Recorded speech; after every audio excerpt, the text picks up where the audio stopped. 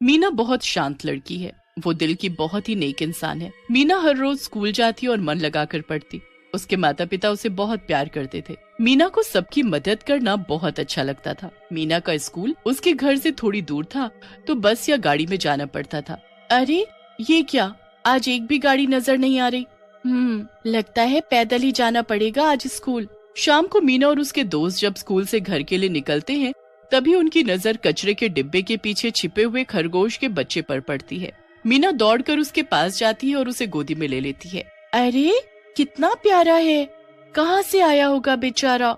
कितना कमजोर हो गया है, लगता है खाना नहीं खाया होगा कब से। कौन छोड़ गया होगा बेचारे को यहाँ? कहाँ से आया तू? कौन छोड़ गया तुझे यहाँ? तुझे भूख लगी होगी ना? चल मेरे घर चलते हैं। मीना लाड दुलार से उसे घर ले आती है और बिना किसी को बताए अपने कमरे में छुपा लेती है। ये तुम्हारा नया घर है, आराम से रहना, ज्यादा शोर मत करना वरना मम्मी को पता चल जाएगा, डांट पड़ेगी, समझ गए छुटकू? मीना किससे बातें कर रही हो बेटा? किसी से भी तो नहीं, मेरे कमरे में कौन हो सकता है? ये लड़की भी ना कुछ बड़बड़ाती रहती है। आजा खाना खा ले। मीना सोने जा ही रही होती है कि तब तक उसे आवाज सुनाई देती है। पेटी से खरगोश एक लंबी छलांग लगाकर बाहर निकल जाता है। अरे ये छुटकू भी ना, लगता है डांट खिलवा कर ही मानेगा। क्यों बाहर आया? क्यों आया? तू चल वापस अंदर। अरे मैंने कहा जा अंदर चल। तभी खरगोश के पंख निकल आते हैं और वो देखते ही देखते एक नन्ही परी का रूप ले लेता है। मीना हक्की बक्की रह जाती है। नन्ही परी धीरे धीरे अपनी आंखें खोलती है और मीना को देखकर मुस्कुराती है। हैं? परी, तुम कहाँ से आई? तुम कितनी सुंदर हो, तुम क्यों आई हो? देखो तुम्हारी छड़ी कितनी सुंदर है, और तुम भी। आहा तुम्हारे बाल। बस बस बस, अब मैं कुछ कहूँ कि तुम तारीफ ही करती रहोगी। हाँ कहिए ना, आप यहाँ कैसे? सबसे पहले तो तुम भी बहुत प्यारी हो, बिल्कुल परी जैसी। मैंने तो तुम्हारी परीक्षा लेने के लिए खरगोश का रूप ले रखा था। तुम सच में बहुत अच्छी हो, तुम्हारा मन बहुत साफ है, इसलिए मैं बहुत खुश हूँ और तुम्हें खूब सारे खिलौने और उपहार देना चाहती हूँ। सच में? हाँ, मैं इतना तो कर ही सकती हूँ। मीना की खुशी का तो जैसे ठिकाना ही नहीं था। वो परी को देखकर इतनी खुश हुई कि नाचने लगी, गाना गाने लगी और साथ ही परी भी उसके साथ गाना गाने लगी। परी ने अपनी जादुई शक्तियों से मीना को एक जादुई पेन दिया जो कह देने भर से खुद चलता था। मीना के लिए इससे अच्छा तोहफा मानो कुछ हो ही नहीं सकता था। सुनो मीना, इसका गलत इस्तेमाल कभी मत करना। जब ज्यादा जरूरत हो तभी इसका प्रयोग करना। ठीक है, मैं कभी इसका उल्टा प्रयोग नहीं करूंगी। अच्छा मीना, अब मुझे जाना होगा, मेरे जाने का समय हो गया है। तुम्हें अगर कुछ चीज की भी जरूरत होगी तो मुझे याद करना, मैं आ जाऊंगी। ठीक है, बहुत बहुत धन्यवाद परी। अच्छा, अब मैं चलती हूँ, फिर मिलते हैं। परी मीना को वो जादुई पेन देकर वहाँ से चली जाती है। मीना जादुई पेन को पाकर बहुत खुश होती है। अब मीना अपना काम उस पेन से करवाती और खूब पढ़ाई करती। अगले दिन मीना स्कूल गई तो मास्टर साहब मीना की खूब तारीफ करते हैं। अरे मीना, तुम्हारा पेन तो बड़ा सुंदर है, तुमने कहाँ से लिया? मुझे भी लेना है। हाँ, मुझे ये किसी ने तोहफा दिया है, सुंदर है ना? एक दिन की बात है, उसका एक दोस्त आर्यन मीना को पेन से काम करते देख लेता है। पेन को खुद चलता देख उसका दोस्त चकित हो जाता है और उसको चुराने की सोच लेता है। मीना का दोस्त मीना को बैग में पेन रखते देख लेता है। वो मौका देखते ही मीना के बैग से पेन चुरा लेता है। मीना स्कूल से घर चली जाती है। आज बिल्कुल तबीयत ठीक नहीं है, हाथ में भी दर्द है और ये मास्टर साहब कितना सारा काम दे देते हैं। ऐसा करती हूँ, परी के दिए पेन से काम कर लेती हूँ। अरे ये क्या, मेरा पेन कहाँ गया? यहीं तो रखा था। हे भगवान, कहाँ जा सकता है? दूसरी जेब में देखती हूँ, अरे यहाँ भी नहीं है। कहाँ जा सकता है? अब मैं क्या करूँ? परी से क्या कहूँगी? अब क्या होगा? क्या हुआ मीना? परी तुम कब आई? बस अभी अभी, तुम्हें रोता हुआ देखा। क्या हुआ मीना, क्यों रो रही हो? परी, मुझसे तुम्हारा दिया हुआ पेन खो गया है, मैंने बैग में ही रखा था, मुझे माफ कर दो। मीना, रोना बंद करो, तुम्हारी गलती नहीं है। तुमने जानबूझकर तो नहीं किया ना? पर मैं काम कैसे करूंगी? मीना, जब तुम्हारे पास ये पेन नहीं था तब भी तो तुम ही करती थी काम। तुम बहुत मेहनती हो, तुम्हें किसी भी जादुई पेन की जरूरत नहीं, तुम अपना काम कर सकती हो, मुझे यकीन है तुम पर वो पेन। तुम चिंता मत करो, पेन को मैं ढूंढ ही लूंगी और जिसने भी तुम्हारा पेन चुराया होगा उसे मजा चखाऊंगी। मीना अपना काम पूरी लगन से करती है। परी मीना के दोस्त आर्यन जिसने पेन चुराया था उसके घर चली जाती है। परी आर्यन को नजर नहीं आती। आर्यन टीवी देख रहा होता है। आर्यन, पढ़ाई कर ले, रोज तेरे मास्टर शिकायत करते हैं, कभी पढ़ भी लिया कर। अरे माँ, चिंता मत करो, मैं सारा काम कर लूंगा। अब से बस खाऊंगा, पीऊंगा और मजे करूंगा। सारा काम इस पेन से करवाऊंगा। ये आर्यन कितना बुरा लड़का है, बिना जरूरत के जादुई पेन का इस्तेमाल कर रहा है और खुद जरा भी मेहनत नहीं करता। बहुत बुरी बात, इसे तो मजा चखाना ही पड़ेगा। अगले दिन सब मास्टर को अपना अपना काम दिखाते हैं। आर्यन को कोई चिंता नहीं थी क्योंकि उसने अपना सारा काम पेन से करवा लिया था। मीना भी अपना काम मास्टर को दिखाती है। मीना की खूब तारीफ होती है और तालियां बजती है। अब आर्यन की बारी आती है। आर्यन अपनी कॉपी लेकर मास्टर जी के पास जाता है। ये लड़का कभी नहीं सुधरेगा, हमेशा की तरह खाली कॉपी, नील बटा शून्य है। क्यों रे, काम क्यों नहीं किया तूने? पर मास्टर जी, मैंने काम किया था। तो क्या कॉपी खा गई तेरे काम को? बहाने बनाता रहता है। चल, मुर्गा बन जा क्लास के बाहर। ये कैसे हुआ? मैंने तो जादुई पेन से लिखा था, फिर सब कुछ गायब कैसे हो सकता है? स्कूल से आकर मीना अपने कमरे में जाती है तो देखती है कि उसका पेन टेबल पर रखा होता है। मीना हैरान हो जाती है कि कल तो मैंने इसे सब जगह ढूंढा, मिली नहीं, आज कहाँ से आई? मैंने कल अच्छे से देखा था, टेबल पर नहीं थी, तो अब कहाँ से आई? मैंने रखी है मीना। परी, मेरा पेन तुमने कैसे ढूंढा? कहाँ था ये? कहीं गिरा था क्या?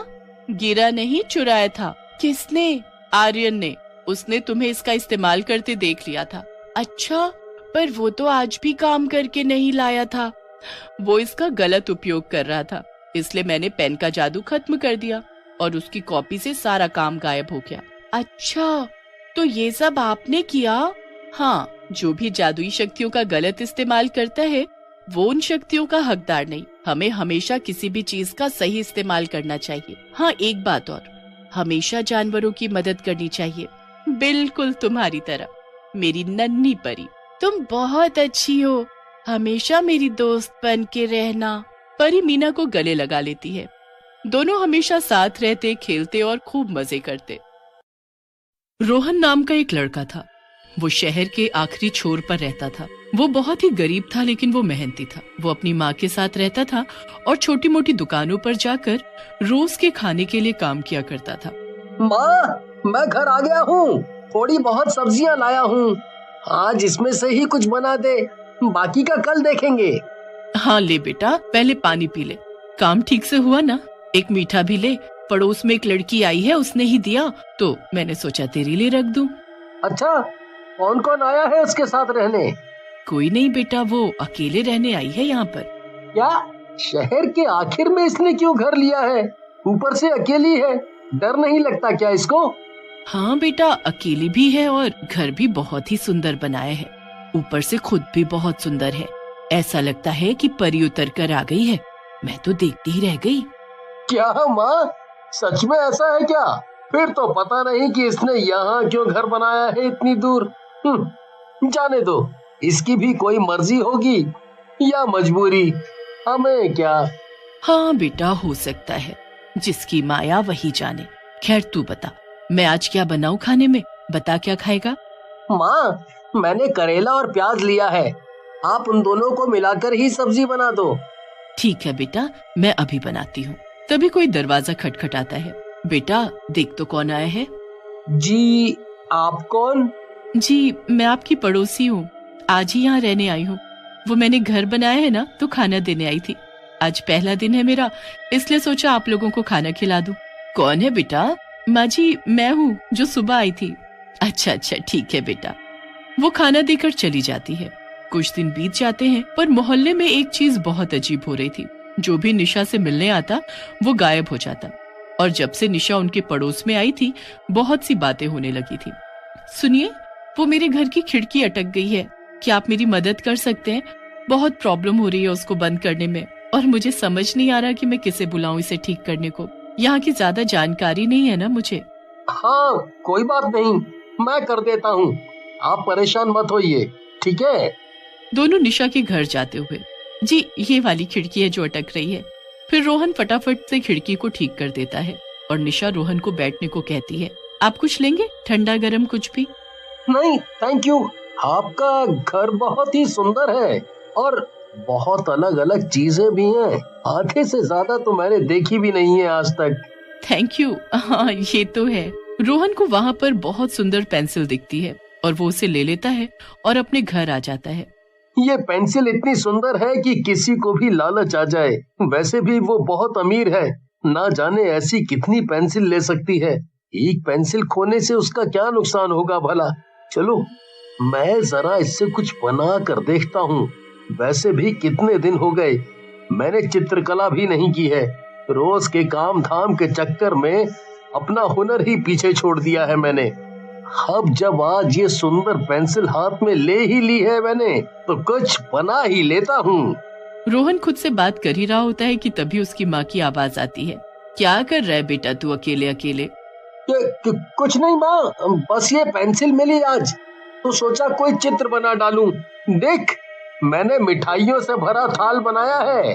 रोहन अपनी माँ को चित्र दिखाई रहा था कि अचानक एक जादुई प्रकाश पड़ता है उस चित्र पर और वो चित्र असलियत में वहाँ प्रकट हो जाता है। अरे बेटा ये क्या हुआ? ये तो मिठाई का थाल चित्र से निकलकर हमारे सामने आ गया, ये कैसे हो सकता है? हाँ माँ, हाँ सच में, पता नहीं ये कोई जादुई पेंसिल लगती है। वो दोनों फोटो को सच होता देख हैरान होते हैं और उधर निशा अपनी पेंसिल को ढूंढकर परेशान हो रही होती है और गुस्से में अपने असली रूप में आ जाती है जो एक चुड़ैल का होता है। मेरी पेंसिल कहाँ है? मैंने उसे यहीं तो रखा था, कहाँ गई वो? एक मिनट, कहीं किसी ने ले तो नहीं ली? अरे हाँ, रोहन आया था, कहीं वही तो नहीं ले गया? जाकर पूछती हूँ अभी उसे, उसके बारे में कुछ पता नहीं लगा होगा। निशा चुड़ैल अपने सुंदर रूप में आती है और भागी भागी रोहन के घर जाती है। रोहन, क्या तुमने मेरी पेंसिल देखी है? पता नहीं कहाँ चली गई, मिल ही नहीं रही है, कब से ढूंढ रही हूँ। नहीं, मैंने तो नहीं देखी है। क्यों, क्या हुआ? दूसरी ले लेना, पेंसिल ही तो थी, नहीं ले लेना, उसमें क्या है? कुछ नहीं, बस वो मुझे किसी ने गिफ्ट की थी तो थोड़ी खास है, मुझे लगा तुमने देखी होगी। अच्छा, जब तुम वहाँ थे तो कोई आया भी था क्या? हाँ, वो शिव आया तो था, लेकिन उसके हाथ में कुछ नहीं था। अच्छा ठीक है, मैं एक बार उससे भी पूछ लेती हूँ, क्या पता उसको कुछ पता हो। फिर वो हड़बड़ाती हुई वहाँ से चली जाती है। रोहन जल्दी से दरवाजा अच्छे से बंद करता है। रोहन, तूने तो शिव का नाम लगा दिया, अब जाकर देख तो निशा उसके साथ क्या कर रही है, कहीं बात ज्यादा न बढ़ जाए। ठीक है, मैं जाकर देखता हूँ, अगर कुछ ज्यादा हो गया तो मुझे हैंडल करना होगा, वरना बेचारा शिव फंस जाएगा। शिव, मेरी पेंसिल कहाँ है? वो मुझे दे दे, वरना तुझे पता नहीं मैं क्या कर सकती हूँ तेरे साथ। जल्दी बता, मेरी पेंसिल कहाँ है? मुझे कुछ नहीं पता। कैसी पेंसिल, कौन सी पेंसिल? मैंने किसी की पेंसिल नहीं ली है। एक पेंसिल के चक्कर में मैं तुमसे पंगा क्यों लूंगा? तू नहीं बोलेगा तो मैं तुझे मार दूंगी। जल्दी बता कहाँ है मेरी पेंसिल। तू मुझे गुस्सा मत दिला, बहुत हो गया तेरा। लगता है तू ऐसे नहीं मानेगा। चुड़ैल गुस्से में लाल पीली होकर उसे मार देती है और उसका पूरा घर छान मारती है, पर पेंसिल उसे नहीं मिलती और वो और भी ज्यादा हड़बड़ा जाती है। अरे, पेंसिल तो इसके घर में भी नहीं है, कहीं ये सच तो नहीं बोल रहा था। इसका मतलब रोहन के पास ही है मेरी पेंसिल, वो जरूर झूठ बोल रहा था। रोहन निशा का असली चुड़ैल रूप देखकर बहुत डर जाता है और जल्दी जल्दी अपने घर जाने लगता है। माँ, जल्दी से चल, वो निशा एक चुड़ैल है, उसने शिव को मार दिया है। हम यहाँ से भाग जाते हैं, वरना वो हमें भी मार देगी। जल्दी कर माँ, जल्दी कर। पर हम पैदल कितनी दूर जा पाएंगे, वो तो हमें पकड़ ही लेगी। क्या पागलों जैसी बात कर रहे तू? अगर शिव की तरह रोहन के पास भी मेरी जादुई पेंसिल नहीं मिली तो मैं क्या करूंगी? निशा चुड़ैल गुस्से में बौखलाई हुई दौड़ी दौड़ी रोहन के घर आती है। उनका दरवाजा खुला है, ये लोग कहाँ गए? कहीं ये मेरी पेंसिल लेकर भाग तो नहीं गए? मैं इस रोहन को नहीं छोड़ूंगी, ये समझता क्या है खुद को। उधर रोहन और उसकी माँ एक नए शहर में बस जाते हैं और उधार पर एक दुकान लेते हैं। माँ, हम इस दुकान में खाने पीने का सामान बेचेंगे और इस पेंसिल की मदद से हम बहुत अमीर बन जाएंगे कुछ दिनों में ही, देखना तुम। और किसी को शक भी नहीं होगा। हाँ, सही कह रहा है तू बेटा। पहले सारी चीजें बना लेते हैं, उसके बाद ही दुकान खोलेंगे। इससे किसी को शक भी नहीं होगा हमारे बारे में। दोनों ढेर सारी चीजें बनाकर दुकान सजा लेते हैं और फिर दुकान खोलते हैं और उनकी बिक्री भी बहुत होती है, क्योंकि इतना सामान वहाँ आसपास कोई दुकान वाला नहीं बेचता था। दुकान पर सामान बेचते हुए दोनों बस यही सोचते हैं कि भगवान ने उन पर बहुत बड़ी कृपा की है। इस तरह वो चित्र बनाकर मनचाही चीजें बनाते गए और धीरे धीरे आम लोगों की तरह अमीर हो जाते हैं और एक बड़ा सा घर बना लेते हैं। माँ, जब उस चुड़ैल के पास ये पेंसिल हो सकती है तो और भी बहुत कुछ होगा ना, जिससे हम बहुत अमीर और उसकी तरह ही ताकतवर भी हो सकते हैं ना। हाँ बेटा, ये तो है, पर हम जितने में हैं हमें उतने में ही खुश रहना चाहिए। एक बार लालच कर हमने शिव को मरवा दिया है, अब लालच करना ठीक नहीं होगा बेटा। नहीं माँ, मुझे अमीरी के साथ साथ बहुत ताकतवर भी बनना है और मैं फिर उसके घर में जाकर बाकी की जादुई चीजें देख कर लाता हूँ। क्या पता उसी में उसकी ताकत का राज भी छिपा हो। बेटा अब नहीं जा, इतना लालच करना सही नहीं। रोहन चले जाता है चुड़ैल के घर और जादुई चीजें ढूंढने लगता है। तभी चुड़ैल रोहन के सामने आ जाती है। अरे रोहन, कहाँ गायब हो गए थे तुम? तुम्हारी ही तो तलाश थी मुझे, कहाँ गए तुम? तुम्हारे लालच ने तुम्हें यहाँ वापस आने पर मजबूर कर दिया क्या? मैं बेकार में ही परेशान थी। इंसान का सबसे बड़ा दुश्मन तो लालच ही है। उफ, चलो तुम खुद ही आ गए तो अब मेरा काम भी आसान हो गया। अब चुपचाप से बता दो मेरी पेंसिल कहाँ है। मुझे माफ कर दो, मैं तुम्हारी पेंसिल भी वापस कर दूंगा। और तेरे लालच में मैंने किसी की जान भी ले ली और तुझे माफ भी कर दूं तो तेरा भगवान माफ नहीं करेगा तुझे। प्लीज प्लीज जाने दो मुझे, मेरी माँ भी मेरा इंतजार कर रही होगी। तू नहीं भी देगा तो मैं खुद अपनी पेंसिल छीन लूंगी तेरे से, पर तुझे तो मरना ही होगा। तूने मेरे बरसों से कमाए जादू का अपने फायदे के लिए इस्तेमाल किया है ना, तो भुगत अब। इतना कहकर गुस्से में चुड़ैल उसे मार देती है और पेंसिल उसकी जेब से निकाल लेती है।